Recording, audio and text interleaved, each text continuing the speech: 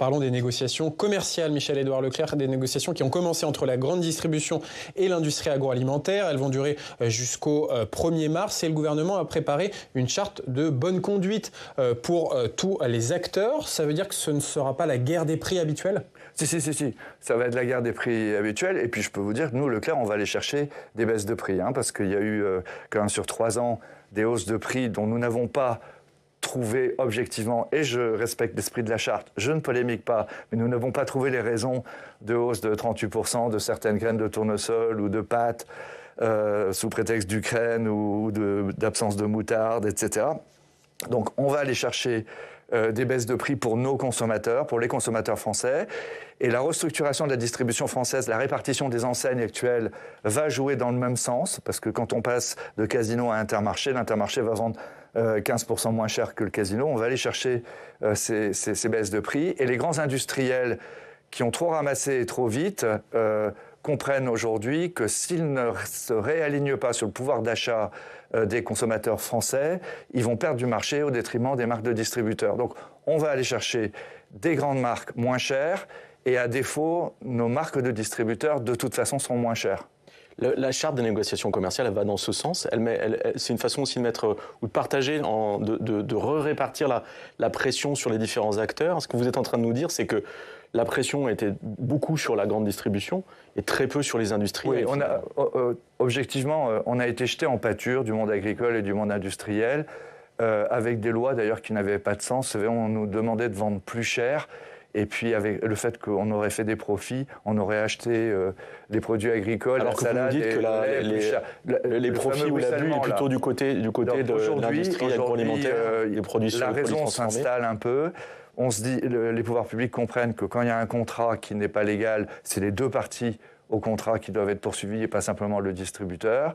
Et puis, ce qui est intéressant, là, c'est que dans la convention qu'on signe, et qui est très symbolique, mais qui, elle dit quand même que les rôles sont répartis. C'est une autre approche, c'est une nouvelle approche. C'est une approche plus équilibrée.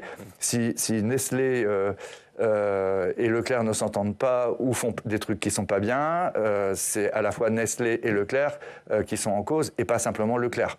Ça, c'est important pour nos collaborateurs, parce que ça crée une atmosphère délétère, et uniquement en France, alors qu'en Europe, c'est beaucoup plus cool, quoi.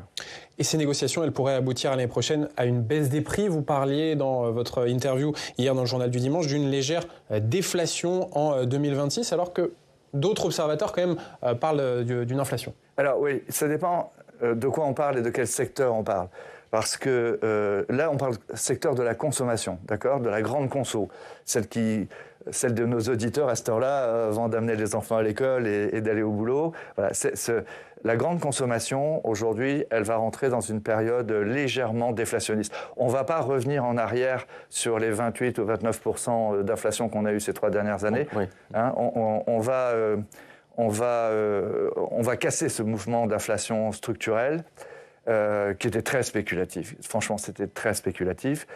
Et je pense qu'on va pouvoir manger et mieux vivre la consommation courante en 2026, au moins la première moitié de 2026, dans des conditions plus agréables. Le carburant, je ne sais pas, parce que ça dépendra beaucoup de la géopolitique. Ce n'est pas les quelques mouvements sur les certificats d'énergie, les surcoûts supplémentaires, où le gouvernement a mal répondu. Oui, il y a quelques centimes en plus qui seront dans la taxation du prix des carburants, correspondant à l'achat par les distributeurs d'énergie, de certificats d'énergie, justement. Mais c'est pas ça qui va faire le prix du carburant. Ce qui va faire le prix du carburant, c'est les tensions sur le prix du brut. Si ça dérape à Gaza, par exemple, ça peut repartir.